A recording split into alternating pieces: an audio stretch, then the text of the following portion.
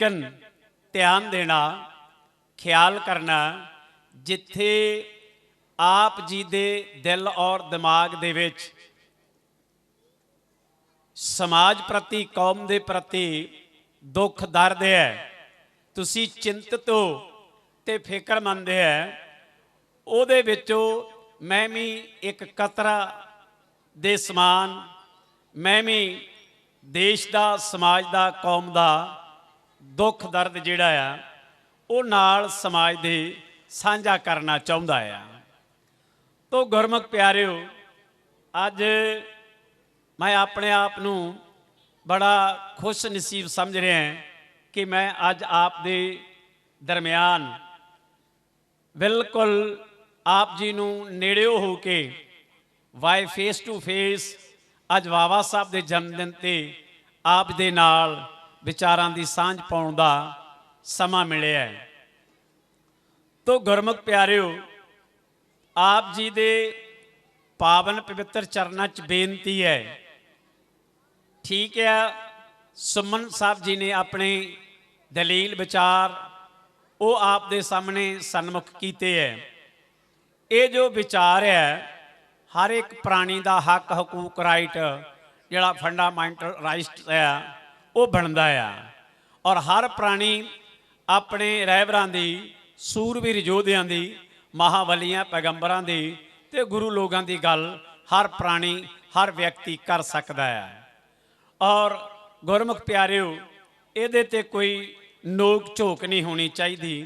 और ठीक है, आपां बड़े जकारे नारे लाउंदे हैं कि जो बोले सो निरभै, सतगुर रविदास महाराज की जय। जेकर निरभै होवांगे ते तदे निरभै हो के जकारा नारा ला सकते हैं। तो जदों गल बाबा साहब की आएगी तो बाबा साहब के जीवन के संबंध च तो फिर तर्कवादी विचार आउणगे, क्रांतिकारी विचार आउणगे, इज्जत और अणख दे विचार आउणगे, राज भाग की गल आएगी, बराबरता की गल आएगी, स्वैमान वाली जिंदगी जीण की गल आएगी। तो ये गल तदे आएगी जदों आपां एकत्रित होवांगे, इकट्ठे होवांगे, बड़े प्यार सत्कार ते शरधा भावना नाल बह के अपने रहबरां की गल नूं सुणांगे, समझांगे, पढ़ांगे, देखांगे, अनुभव करांगे, अपने दिल और दिमाग च वसावांगे, फिर जाके अपनी गल बन सकती है।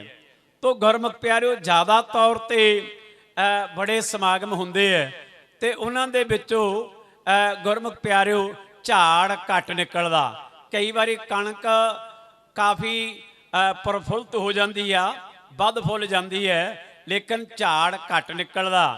तो गुरमुख प्यारिओ, बहुते प्राणियां ने कन रस बना लिया, बहुते प्राणियां ने, बहुते जीवां ने कन रस बना लिया। तो गुरमुख प्यारिओ, गल भावें थोड़ी होवे लेकिन मजबूत होनी चाहिए है, पाएदार होनी चाहिए है, तर्क के आधार पर होनी चाहिए है, इतिहासक पक्ष चों मजबूत होनी चाहिए है, गल भावें थोड़ी होवे। सुमन साहब जी ने विचार दिते है, मैं उन्हां दे नाल अगे एक कड़ी जोड़ा।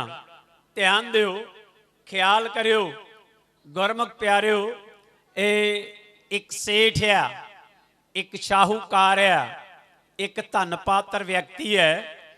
उन अपनी कमाई नूं एकत्रित करके, इकट्ठी करके, सेफ करके एक हीरा खरीदिया। हीरा खरीदण तो बाद उन अपने महलों च, अपनी कोठी च, अपने बंगले च सेफ रखिया। सेवादारां दी ड्यूटी लाई, इहदा ध्यान रखना, आप भी गाहे वगाहे तुरदा फिरदा, सौंदा बहिंदा, उठदा जागदा, ध्यान रखदा हीरे दा। एक दिन हीरे दे सामने बह के थोड़ी दूरी ते खाना खा रहा। खाना खांदे दे देखदियां देखदियां उन्हां महलां दे विचों चूहा निकलिया, हीरे नूं निगल गया, हीरा खा गया। ये सेठ जिन्ना खाना खादा ये सारे दा सारा पेट चों बाहर आ गया, दंदल पै गई, बेहोश हो गया और अखा मीट के डिग के और सट चोट लवा लई ते धड़म देना डिग पिया। सेवादार कट्ठे होए, कहंदे सेठ नूं की होया? हौली हौली होश च लिआंदा, दबिया घुटिया, पता लगा, कहंदा ओए भलिओ लोगो, सारी मेरी जिंदगी दी पूंजी, सारा सरमाया वो चूहा खा गया, भाव हीरा निकल गया। कहंदे फिर होना की आ? चूहा टोलो, लेकिन चूहा नहीं मिलिया महलों चो। फिर कहंदे कोई चूहा फड़न वाला टोल के लियाओ। एक कारीगर बुला के लिया, कारीगर नूं बुलाया, ओनूं दस्सिया, ओनूं समझाया बई हीरा चूहा निकल गया, खा गया। जेकर तू वो चूहा पकड़ दवें, हीरा मालक नूं दे दवें, तां जिन्ना तेरा वजन आ, जिन्ना तेरा भार आ, तकड़ी ते बिठा के बराबर पैसे तोल के तैनूं सन्मान करांगे। कारीगर बड़ा खुश होया, कहंदा गल ठीक आ। कहंदा मैं अपना काम जारी करदा। सारे सेवादार महल च बह गए, सेठ शाहूकार महल च बह गया। इधर इन्हें अपना काम शुरू किया। थोड़ा कैमिकल लिया, भाव दवाई लई, थोड़ी खुराक लई, महल के चारे पासे खूंजियां च खलारती। 15-20 मिनट बैठा, बाकी सारे बैठे। एक चूहे की बजाय सैकड़े ते हज़ारां चूहे आ गए। हीरा एक ने खाधा, सैकड़े ते हज़ारां घुसर मुसर करदे महल भर दिता। सेठ शाहूकार वेख के हैरान, कहंदा खाधा तो एक ने आ, ये तो बहुत आ गए। ये चुप करके बैठा। 15-20 मिनटां बाद ये सारे खाना खा रहे आ, खुराक खा रहे आ, घुसर मुसर कर रहे आ, बड़े खुश आ, खाना खान च मगन आ और अपना ध्यान उधर आ। 15-20 मिनटां बाद एक चूहा होर निकलिया। वो निकलिया ते दूजे खूंजे च वड़ गया। उत्थे जाके बह के जिहड़े खाना खांदे सीगे उन्हां वल वेख रहा। जदों वेखदा पिया, वो खाना खा रहे आ, एक कल्ला बैठा ते जिहड़ा चूहा फड़न वाला कारीगर सीगा, उहदे कोल छित्तर सीगा, मौजा बहुत वधिया सीगा। उन्हें इदां दा निशाना बनाया, ये चूहा घूंकड़े च कर दिता, उहदे वाला भोग पा दिता, उहदा पेट पाड़िया, हीरा कढ़िया। हीरा खून दे नाल लत पाथिया, धोता बनाया, सवारिया, पर इन्हां पूंज के सेठ नूं फड़ाता। सेठ नूं फड़ाता। सेठ कहंदा बई बड़ी कारागरी है तेरी, बई आ बाकी सारे इन्हां नूं तां कुछ नहीं किया, जिन हीरा खादा ओदा ही नुकसान किया, ये तैनूं किदां पता लग गया? कहंदा जी कला यही हुंदी आ। फिर भी कहंदा दस, कहंदा नहीं ये कला हुंदी है। कहंदा वे 4 रुपये होर तक्कड़ च पा देंगे, माड़ा जा दस दे। कहंदा जी जदों किसे समाज दे विचों, किसे लाड़े दे विचों, किसे भाईचारे दे विचों जेकर किसे नूं किते कोई वध गफ्फा मिल जाए, वध दौलत मिल जाए, वध धन मिल जाए और वध खजाना मिल जाए, ते ओ समाज दे विचों ओ प्राणी, ओ व्यक्ति समाज नूं छड्ड जांदा, भुल जांदा, तां फिर उन्हां दे नाल मेल मिलाप नहीं रखदा, ते ओ फिर कल्ला ही रहन लगदा। ते जिहड़ा फिर इदां दा समाज नूं धोखा दिंदा, ते ओहदा हाल फिर छित्तर वाला ही हुंदा। सो इसलिए आपां बाबा साहब दे कर्जदार आ, बाबा साहब दा खाधा आ, गुरु रविदास जी दा खाधा आ, ते जेकर खाधा आ तां फिर ओहदा हक अदा करन दा भी साडा फर्ज है। ते जे नहीं अदा किया तो फिर अपना समाज कुछ कहे या ना कहे, तो फिर दूजियां दी सेवा उन्होंने करन लई तुसी तैयार रहो, भाव हो सकती है। सो इसलिए गुरमुख प्यारिओ ਤਵੱਜੋ ਦੇਣੀ, ਆਪਣੇ ਰਹਿਬਰਾਂ ਨੂੰ, ਆਪਣੇ ਪੈਗੰਬਰਾਂ ਨੂੰ, ਆਪਣੇ ਸੂਰਬੀਰ ਯੋਧਿਆਂ ਨੂੰ, ਆਪਣੇ ਮਹਾਵਲੀਆਂ ਨੂੰ, ਆਪਣੇ ਮਸੀਹਾਂ ਨੂੰ ਹਮੇਸ਼ਾ ਵਾਸਤੇ ਦਿਲ ਔਰ ਦਿਮਾਗ ਦੇ ਵਿੱਚ ਵਸਾ ਕੇ ਰੱਖੋ। ਜਿਨ੍ਹਾਂ ਨੇ ਦਿਨ ਰਾਤ ਇੱਕ ਕੀਤਾ, ਜਿਨ੍ਹਾਂ ਨੇ ਸਟਰਗਲ ਔਰ ਸੰਘਰਸ਼ ਕੀਤਾ, ਜਿਨ੍ਹਾਂ ਨੇ ਜਦੋਂ ਜਹਿਦ ਕੀਤੀ ਹੈ ਤੁਹਾਨੂੰ ਪਿੱਛੇ ਤੋਂ ਅੱਗੇ ਲਿਆਉਣ ਲਈ, ਪਿੱਛੇ ਤੋਂ ਅੱਗੇ ਲਿਆਉਣ ਲਈ। ਧੰਨ ਗੁਰੂ ਰਵਿਦਾਸ ਮਹਾਰਾਜ ਮਾਘ ਦੀ ਪੂਰਨਮਾਸ਼ੀ 1433 ਤੋਂ ਲੈ ਕੇ ਇੱਕ ਹਾੜ 1584 ਤੱਕ 151 ਸਾਲ ਦੇਸ਼ ਦੀ, ਸਮਾਜ ਦੀ, ਕੌਮ ਦੀ, ਸੰਗਤ ਦੀ, ਲਾਣੇ ਦੀ, ਭਾਈਚਾਰੇ ਦੀ, ਆਪਣੇ ਕਬੀਲੇ ਦੀ ਵਿਗੜੀ ਹੋਈ ਬਣਾਉਣ ਨੂੰ ਸਾਰੀ ਜ਼ਿੰਦਗੀ ਖਰਚ ਕਰਤੀ। ਬਾਬਾ ਸਾਹਿਬ 14 ਅਪ੍ਰੈਲ 1891 ਤੋਂ ਲੈ ਕੇ 6 ਦਸੰਬਰ 1956 ਤੱਕ 66 ਸਾਲ ਡਾਕਟਰ ਭੀਮ ਰਾਓ ਅੰਬੇਡਕਰ ਸਾਹਿਬ ਜੀ ਨੇ 66 ਸਾਲ ਦੀ ਉਮਰ ਦੇ ਵਿੱਚ ਆਪਣੇ ਦੇਸ਼ ਦੀ, ਸਮਾਜ ਦੀ, ਕੌਮ ਦੀ, ਸੰਗਤ ਦੀ ਵਿਗੜੀ ਹੋਈ ਬਣਾਉਣ ਨੂੰ ਸਾਰੀ ਖਰਚ ਕਰਤੀ। ਇਸ ਲਈ ਗੁਰਮੁਖ ਪਿਆਰਿਓ, ਬਾਬਾ ਸਾਹਿਬ ਨੂੰ 20 22 18 ਘੰਟੇ ਜਾਗ ਕੇ ਸਮਾਜ ਲਈ ਪਹਿਰਾ ਦੇਣ ਦਾ ਉਹਨਾਂ ਨੇ ਤੁਹਈਆ ਕੀਤਾ, ਸਖਤ ਮਿਹਨਤ ਕੀਤੀ ਹੈ। ਔਰ ਗੁਰਮੁਖ ਪਿਆਰਿਓ ਤਵੱਜੋ ਦੇਣੀ, ਬਾਬਾ ਸਾਹਿਬ ਨੂੰ ਅੱਜ ਦੀ ਤਰੀਕ 158 ਮੁਲਕਾਂ ਦੇ ਵਿੱਚ 158 ਕੰਟਰੀਆਂ 'ਚ ਉਹਨਾਂ ਦਾ ਮਹਾਨ ਜਨਮ ਦਿਨ ਮਨਾਇਆ ਗਿਆ। 158 ਕੰਟਰੀਆਂ 'ਚ ਇਹਦਾ ਮਤਲਬ ਬਾਬਾ ਸਾਹਿਬ ਦੇ ਵਿੱਚ ਕੋਈ ਕੁਆਲਿਟੀ ਹੈ, ਉਹਨਾਂ ਦੇ ਵਿੱਚ ਕੋਈ ਤਾਕਤ ਹੈ, ਉਹਨਾਂ ਦੇ ਵਿੱਚ ਕੋਈ ਪਾਵਰ ਹੈ। ਔਰ ਗੁਰਮੁਖ ਪਿਆਰਿਓ, out of country, out of state, out of built, out of area ਬਾਬਾ ਸਾਹਿਬ ਨੂੰ ਯਾਦ ਕਰ ਰਹੇ ਆ।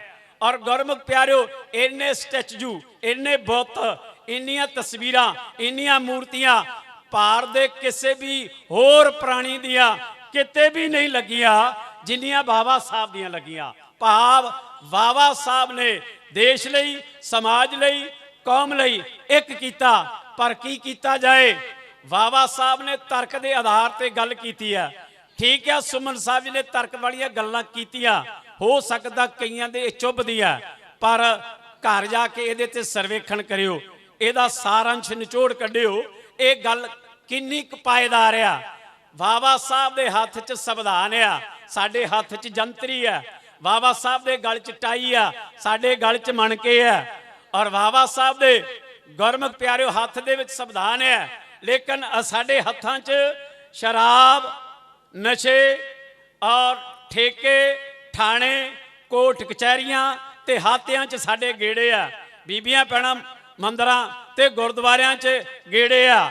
ਲੇਕਿਨ ਧਿਆਨ ਦੇਣਾ ਗੁਰਮੁਖ ਪਿਆਰਿਓ, ਤੁਹਾਡੇ ਚਰਨਾਂ 'ਚ ਬੇਨਤੀ ਆ, ਸਾਰਾ ਕੁਝ ਕਰਨ ਤੋਂ ਬਾਅਦ ਮੈਂ ਇਹੀ ਗੱਲ ਕਹੂੰਗਾ ਵੀ ਹੋਰ ਕਿਸੇ ਤੇ ਡੁੱਲਿਓ ਨਾ, ਬਾਬਾ ਸਾਹਿਬ ਨੂੰ, ਹੋਰ ਕਿਸੇ ਤੇ ਡੁੱਲਿਓ ਨਾ, ਗੁਰੂ ਰਵਿਦਾਸ ਨੂੰ ਭੁੱਲਿਓ ਨਾ। ਤੁਸੀਂ ਜਿੱਥੇ ਮਰਜੀ ਜਾਓ, ਖਾ ਪੀ ਕੇ ਤੁਰ ਫਿਰ ਕੇ ਐਨ ਆਨੰਦ ਨਾਲ ਇੰਜੋਏ ਕਰਕੇ, ਹੌਲੀਡੇ ਮਨਾ ਕੇ, ਪਿਕਨਿਕ ਮਨਾ ਕੇ, ਸਾਰਾ ਕੁਝ ਸੈਰ ਸਪਾਟਾ ਕਰਕੇ ਆਪਣੇ ਬਾਪੂ ਦੇ ਚਰਨਾਂ 'ਚ ਆ ਜਾਇਆ ਕਰੋ, ਆਪਣੇ ਪਿਓ ਦੇ ਚਰਨਾਂ 'ਚ ਆ ਜਾਇਆ ਕਰੋ, ਆਪਣੇ ਸਤਿਗੁਰ ਦੇ ਚਰਨਾਂ 'ਚ ਆ ਜਾਇਆ ਕਰੋ।